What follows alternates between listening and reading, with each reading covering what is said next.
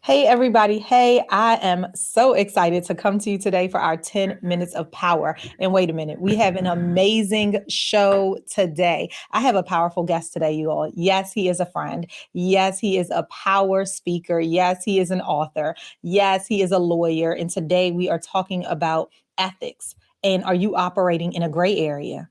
A lot of you all say, oh, no, I'm not operating in a gray area. But Mervin Bourne Jr. is here with me today. If you've listened to Coaching Cocktails and Conversations, the podcast, then you have heard him on there. And I just can't wait to get all the way into it. So before we get going, go ahead and share it out. Tell a friend because it's about to go down. Are you ready? Because I am too. It's a 10-minute power powwow hosted by Lolita E. Walker. Come on into the room and grab a little bit of coaching, cocktails, and conversations. Yes, coaching is where I leave you with a couple nuggets just to challenge your thinking. Cocktails is where I celebrate the greatness of who you are when you show up right here. And in conversations is what we are about to do for the next 10 minutes. Grab a friend, share it out because it's about to go down. Are you ready for a little bit of motivation? Are you ready to increase your clarity, increase your confidence, and then walk with a new type of commitment? You are in the right place. Come on in. This is Lolita E. Walker of LolitaWalker.com. Let's go. Yes, we are back. We are back. We are back. And look who I have with me. Hey, Mervin, how are you Hey, today? everybody. I'm wonderful. I'm fantastic. I'm wonderful. I'm on the campus of MSU. Come on, Morgan State. Come on, class of 1999. Yes, listen, you all know that I am teaching a course this semester at Morgan State University. Yes, you do. On my journey to be Dr. Lolita E. Walker. And the class that I'm teaching is Intro to Business for non-business majors. So today we were talking about ethics. And I asked my friend Mervin Bourne Jr. to come on in and talk to us about ethics. Now, we've been talking about it all week. I teach Monday, Wednesday, and Friday. And today he has some powerful questions. And so he wasn't able to do all of them, but it sparked such amazing discussion inside of the class today. So I wanted to know within this 10 minutes, the goal is to leave you thinking just a little bit. We want to challenge your thinking. And so Mervin has a question for us today. Well, first, let him know who you are, Mervin. So, my name is Mervin A. Bourne Jr. I am a content creator, an author, and an attorney.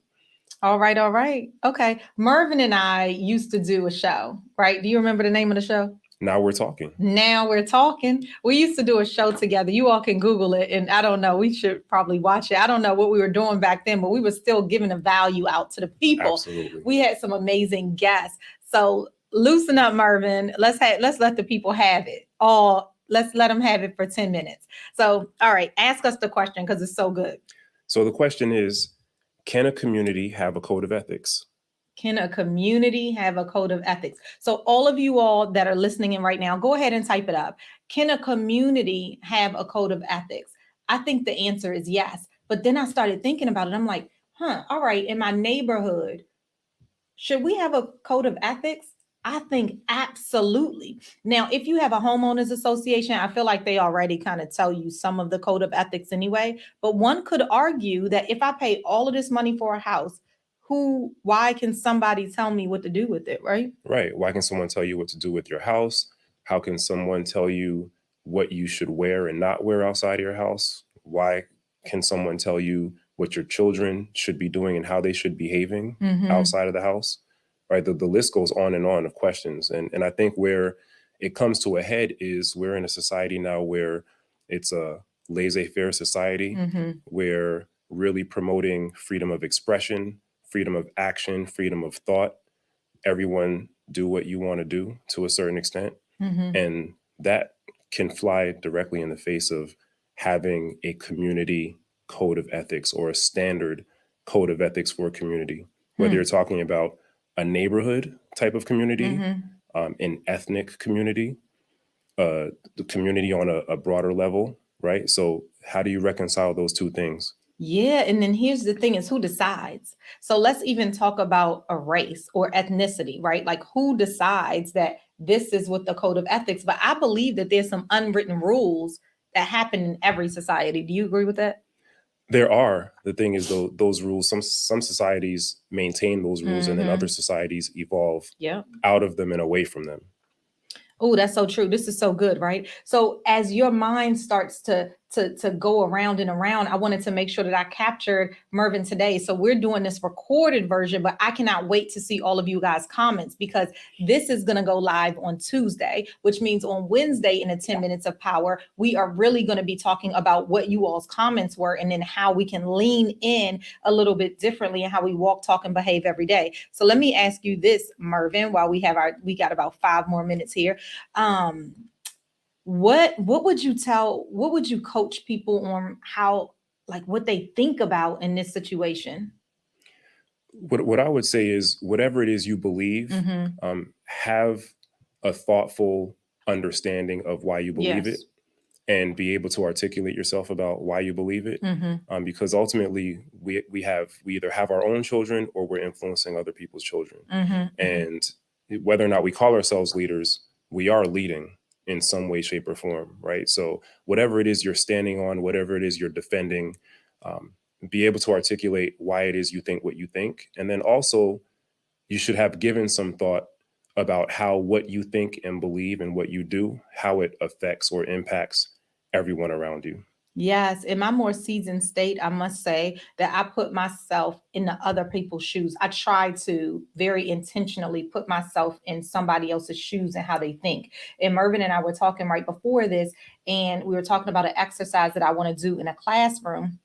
And really based on how they feel about a certain situation for them to debate. And he was saying in his class, he does the same thing, or he did the same thing. And then here's the great part that he added at the end. And then have them also now defend the other person's position now that you've listened intently. And that's such a huge skill set to have in business and in life, quite frankly. So as I've gotten more seasoned, I've tried to put myself in other people's situations, but the reality is that we're not all going to agree on everything. And I think what one of the things I want to leave folks with in thinking today is, I love that you said be able to articulate it, but know the foundation that you stand upon, right? Know what your core values are. And I always talk about owning your yes and respecting your no's, but what sets the boundaries for your no's, and how grounded are you in those? Because ethics is really sometimes very difficult to make decisions. And by the way, you probably are going to be standing alone in many situations. Very true. Yeah, yeah. Mervin is a lawyer, a practicing attorney, and I'm imagining that a lot of the cases that you deal with are ethical. Is that true? Did I make that up? Have ethical implications and Yeah. considerations for sure. No, you're right. On the corporate side, obviously working for a large corporation, Mm-hmm. you face ethical considerations every day.